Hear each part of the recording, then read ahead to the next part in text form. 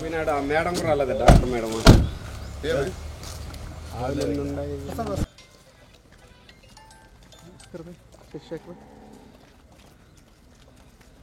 ఏం దినేష్ లావ్ అయిపోతున్నావే thank you నా తగ్గుతాను తగ్గుతాను షూర్ నువ్వు గుర్తుగా తోలేసి సాగు ఇప్పుడు పిండమంటాడు తవ్వ పిండినప్పుడు సాగుమంటాడు నేను చెప్పలే కదా సమాధానం ఇప్పుడు కొంచెం మాట్లాడతారు ఇప్పుడు చెప్పండి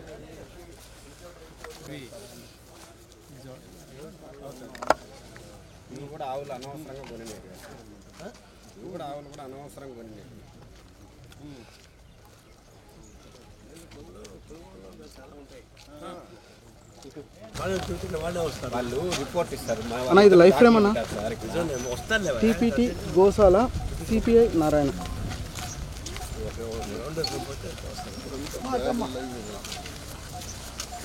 ఓకే బాబు పక్కరండి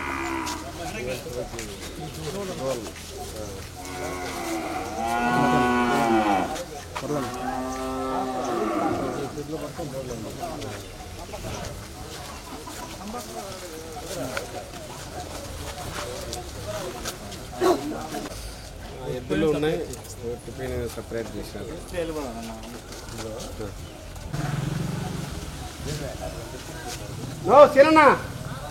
మేడం డాక్టర్ అడుగు అన్న కిట్ నెంబర్ 2 తిరుపతి అన్న టీపీటీ పర్మనెంట్ చేయమనేసి ఆ విధంగా రెగ్యులర్ చేయమని చెప్పేసి కోర్టు ఆర్డర్ ఇచ్చిన ఆ కోర్టు ఆర్డర్ను కూడా మేము ఈ విధంగా తీసుకుని వెళ్తున్నాం అనేసి వాళ్ళకి అప్పుడు ఈఓ గారికి బోర్డు సభ్యులకి చెప్పి వీళ్ళు ఆ మనుషులు ఈ మనుషులు అటని చెప్పేసి దాన్ని కూడా రీపిటిషన్ వేసేదానికి అంగీకరించుకొని పిటిషన్ వేసేసినారు. అదే ఫారెస్ట్ వాళ్ళకి ఏమీ లేదు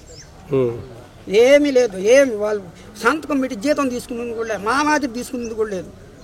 అటువంటి వాళ్ళకి 153 మందికి ఏకడంతో గవర్నమెంట్ జీవో తెచ్చి రెగ్యులర్ చేసినారు. మరి మేమేమైపోయినాం? దానికి వాళ్ళు ఏమి ఇచ్చినారా? ఏమి ఇచ్చినా మనకు తెలియదు అన్నీ. మేమేమైపోయినా వాళ్ళకి ఏమీ లేదు. దోమని పోతా ఉన్నానా ఒకరికి చేసినారు. కనుక్కోండి మీరు కావాల్సింది కెమెరా తీసుకోవడానికి మీరు కావాల్సి కనుక్కోండి పోయి ఒకసారి వెరిఫికేషన్ చేయండి సార్, దయచేసి చెప్తున్నాను చేయండి. నేను చెప్పేది అబద్ధం అయితే అప్పుడు కనుక్కోండి.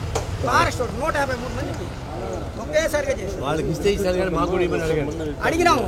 అడిగితే మీకు లేదు, జీవో లేదు. ఏం చేస్తాం? ఎవరితో పోరాడి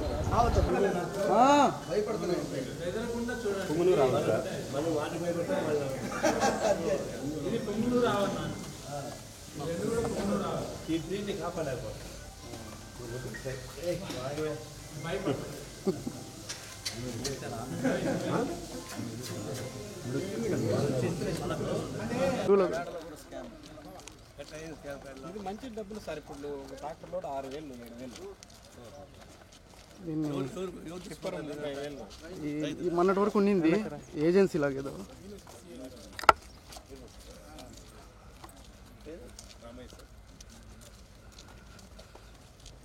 రైతులకు అమ్ముతారా? రైతులు కొనుక్కుంటారు. ఇప్పుడు డిమాండ్ సార్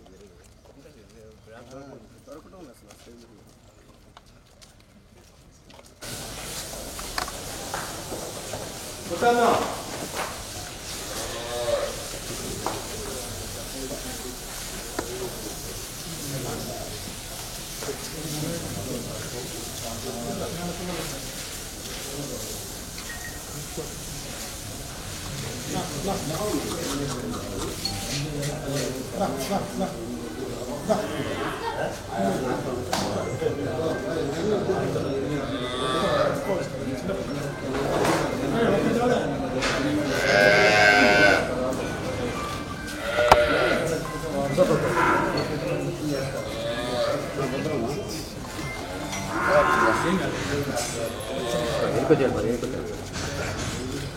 ఓకే చలపతి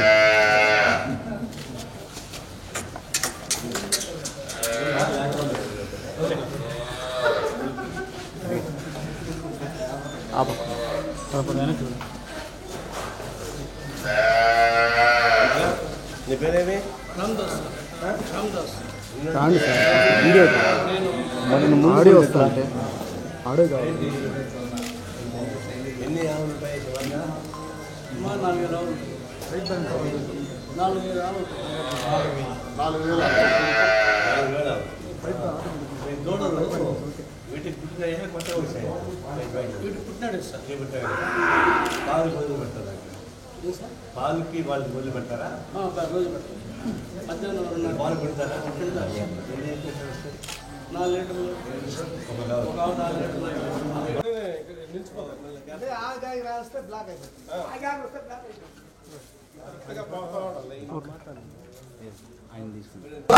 రావడం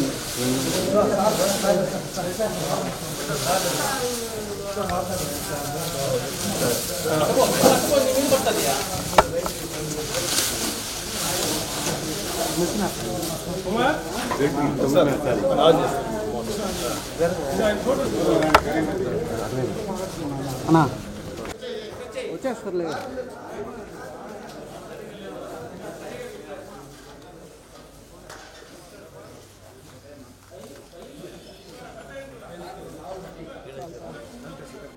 సమస్త జీవరాశులు పుట్టుట గిట్టుట రెండు సమానం. సమస్త జీవరాశులు శాశ్వతంగా ఉండే అవకాశం ఎక్కడ ఉంది ప్రపంచం మీదుగా. ఒక వయసు వచ్చినప్పుడు ఆటోమేటిక్గా చనిపోతాయి. ఆరోగ్యం బాగాలేకుండా చనిపోవచ్చు, వయసు ఎత్తే చనిపోవచ్చు. నేను ఒక ఆవులే కాదు, సమస్త జీవరాశులు మనుషులతో సహా మనం కూడా స్థిరస్థాయిగా ఉండే అవకాశం లేదు. అలాంటప్పుడు గోవులు కూడా ఆ సహజ మరణం ఉంటాయి. దానికి వయసు వచ్చేటప్పుడు కూడా పోతాయి. ఇప్పుడు మాట్లాడాం, దాన్ని మాట్లాడేవాళ్ళు చాలామంది పనిచేసే వాళ్ళు చెప్పింది ఒకటే, దానాకు ఏమాత్రం లోటు లేదు, ఫుల్గా దానికి ఆహారం పెడుతున్నాం. వైద్యులు చిన్న ప్రాబ్లం వస్తే కూడా వెంటనే డాక్టర్స్ పిలిపిస్తున్నాం. డాక్టర్ని పిలిపించి వాళ్ళు ఇమ్మీడియట్గా దానికి కావాల్సిన ఏర్పాట్లు చేస్తూ ఉన్నారు. కొత్తగా తీసుకొచ్చినటువంటి ఆవులు ఎవరు దానం చేసేటువంటి కానీ బయట కొనుగోలు చేసే కానీ వస్తే వాటిని దీంట్లో కలపం. అది మనం క్వారంటైన్ లాగా, మనం క్వారంటైన్ అంటాం, వాళ్ళని కూడా క్వారంటైన్ లాగా పెట్టి 2-3 రోజులు దానిలో పెట్టుకొని దానికంతా టెస్టులు చేసి కావాల్సిన ఇంజెక్షన్స్ వేసి ఆ తర్వాత తీసుకొచ్చే మందులు కలుగుతున్నారు తప్ప కొత్తగా తీసుకొచ్చే మందులు కలపడం లేదు. ఇవి క్లారిఫై చేశారు. అట్లాంటప్పుడు చనిపోవడం నేను అబద్ధం చెప్పడం లేదు, చనిపోయింది వాస్తవమే. కానీ అది కాలం చెల్లి వయసు మళ్ళీ అది చనిపోవడమా, లేకపోతే నేను టీటీ యాజమాన్యమే దానికి ఫుడ్ పెట్టకుండా, ఆరోగ్యం చూడకుండా, దానికి ఏం మందులు పెట్టకుండా చంపేయడమా? అంటే ఎక్కడ పరిశీలించినా ఆహార కొరత లేదు, ఇంకా మిగులుతున్నాయి తప్ప. వైద్యం డాక్టర్లు ఇక్కడ అందుబాటులో ఉన్నారు, వెంటనే వాళ్ళు రిపోర్ట్ పంపించి కావాల్సిన ఏర్పాటు చేస్తున్నారు. కొత్త వాటిని తీసుకొచ్చి దీన్ని కలపడం లేదు, క్వారంటైన్ పెట్టి ఎక్కువ చేస్తున్నారు. మరి ఇన్ని జాగ్రత్తలు తీసుకున్నప్పుడు సహజంగా చనిపోయిన దాన్ని ఇది అసహజంగా దాన్ని చిత్రీకరించి చెప్పడం అంటే చెప్పినా ఇక్కడి నుంచి అంతర్జాతీయ స్థాయిలో పోతాయి వార్తలు. ఎందుకంటే మనం నా ప్రత్యేకత వల్లనో విమర్శించడం ప్రత్యేకత వల్ల కాదు, దేవస్థానానికే ప్రత్యేకత, అంతర్జాతీయ స్థాయిలో ప్రాముఖ్యత కలిగిన సంస్థ ఏం జరిగినా పోతుంది. దీన్ని ఇంకా పిలిగ్రిమ్లు పెరిగేట్టు చూసుకోవాలా, యాత్రికులు వచ్చేట్టు చూసుకోవాలా, టూరిస్టులు వచ్చేట్టు చూసుకోవాలా, వాళ్ళకైనా సౌకర్యం లేకపోతే బాగా చూసుకోవాలి తప్ప మనం ఈ విధంగా విసర్జన చల్లడం ద్వారా చాలామంది రాకుండా ఎగ్గొడతారు, భయపడతారు. పశువులను చూసుకున్న వాళ్ళు మనల్ని చూసుకుంటారని చెప్పేసారు. అంటే ఒక బ్యాడ్ ఒపీనియన్ వస్తుంది. ఒక మంచి అభిప్రాయంతో రావాలి తప్ప చెడు అభిప్రాయంతో వస్తే ఈ వ్యవస్థకి నష్టం వస్తుంది, దేవస్థానం వ్యవస్థకి నష్టం వస్తుంది, తద్వారా డెవలప్మెంట్కి నష్టం వస్తుంది. ఇది చెడు అయింది. సాధారణ రాజకీయాలు ఉంటాయి, ప్రతి వాడికి ఒక రాజకీయాలు ఉంటాయి. రాజకీయాలు బయట చేసుకోండి, ఏ రాజకీయ పార్టీకి ఆ రాజకీయ పార్టీ బయట స్టేట్మెంట్ ఇచ్చుకోండి, కొట్లాడుకోండి, చొక్కాలు తెలుసుకోండి. నేను చొక్కాలు తెలుసుకొని చెప్పలేదు కానీ జరుగుతుంది. అంతేగాని ఇట్లాంటి స్థలం వచ్చి రాజకీయాలు చేయడం ద్వారా ఏం సాధించుకుంటారు? దీనిలో అనుభవం ఉన్న వాళ్ళు చాలామంది ఉన్నారు, దీన్ని పరిపాలించడం చాలామంది ఉన్నారు, దాన్ని పరిపాలించడం చాలామంది బయటపడుతున్నారు. మరి వాళ్ళంతా ఉన్నారు కదా, అదే ఎవరు శాశ్వతంగా ఉద్యోగాలు దీనిలో ఉండరు, మారుతూ ఉంటారు. కాబట్టి మన వ్యవస్థని మనమే ధ్వంసం చేసేటువంటి ఒక కిరాతక క్రూరమైన చర్యకు పోవడానికి వీల్లేదు. దీన్ని మేము తీవ్రంగా ఖండిస్తున్నాం. లోటుబాటులో సర్దిద్దుకోమని ఇంకా చెప్తాం. అది ఇంకెవరైనా చెప్పాల్సిన అవసరం తప్ప పబ్లిక్ చేయడం వల్ల ఇది ప్రచారం ఖండిత మీకు రావచ్చు, కానీ ఈ వ్యవస్థకు మొత్తం నష్టం వస్తుందని మేము తీవ్రంగా ఖండిస్తున్నాం. ఒకటి